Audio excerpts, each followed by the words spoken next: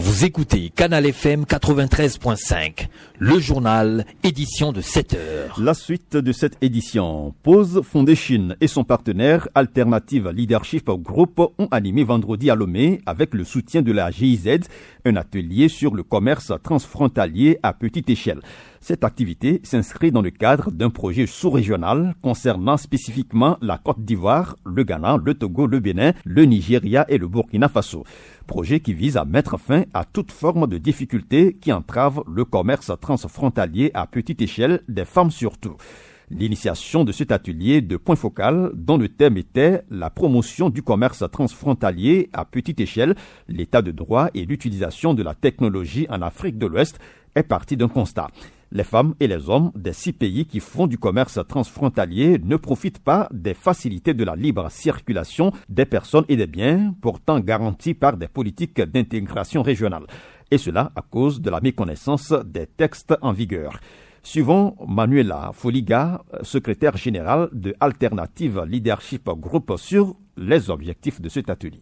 Les objectifs assignés à cet atelier, d'abord, relever, comme je l'ai dit, les défis auxquels font face les petits commerçants au niveau des frontières de l'Afrique de l'Ouest, du Togo, du Ghana, de la Côte d'Ivoire, du Nigeria et du Burkina Faso. Et ensuite, après avoir relevé ces défis-là, proposer des pistes de solutions pour les résoudre. Et également parler du cadre juridique, parce que nous savons qu'il y a des lois qui régissent ce secteur-là, mais il est à savoir que les commerçants, ou sinon la plupart, ne maîtrisent pas ces lois-là, ne connaissent pas leurs droits quand ils traversent ces frontières-là. Donc, revoir ces lois et voir dans quelle mesure faire connaître ces lois à ces commerçants pour réduire les tracasseries au niveau des frontières, pour rendre plus facile la circulation des biens et des personnes au niveau de nos frontières. Je précise que Alternative Leadership Group est une association qui a été créée depuis 2007 et nous travaillons sur les questions de leadership, de citoyenneté et de la gouvernance. Donc, en tant que jeunes de la société civile, nous positionner sur ce sujet qui est le commerce, ça nous donne l'opportunité de nous prononcer sur le sujet, d'accompagner l'État. C'est bien vrai que l'État fait déjà des efforts, mais en tant qu'acteur de la société civile, nous ne pouvons pas être là et attendre que l'État fasse tout parce qu'il ne peut pas le faire seul. Et nous accompagnons l'État sur ce sujet qu'est le commerce transfrontalier ce matin. Manuela Foliga, secrétaire générale de Alternative Leadership Group. La libre circulation des personnes et des biens dans la sous-région est un facteur déterminant dans l'émancipation économique de nos pays. C'est pourquoi Pause Foundation fait de cette question une priorité dans ses actions. Jonathan Osei Ohusu, directeur exécutif de Pause Foundation. Alors, généralement, lorsqu'on parle de l'Afrique, ce qui vient en esprit, c'est la pauvreté, c'est la guerre.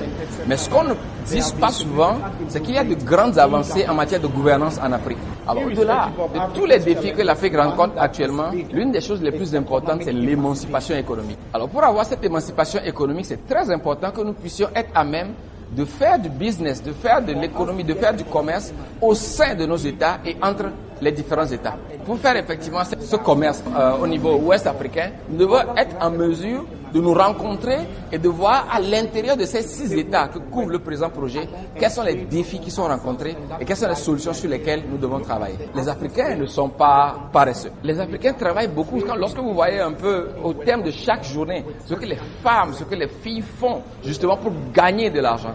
Alors ce dont nous avons besoin en réalité pour que l'Afrique en général et l'Afrique de l'Ouest en particulier puisse faire face aux défis du commerce, c'est de voir dans quelle mesure, en utilisant les technologies, on peut avoir un système unifié qui permette d'informer les uns les autres sur leurs droits et devoirs, mais surtout de leur permettre de signaler éventuellement les défis auxquels ils font face. And human beings for Africa's economic emancipation.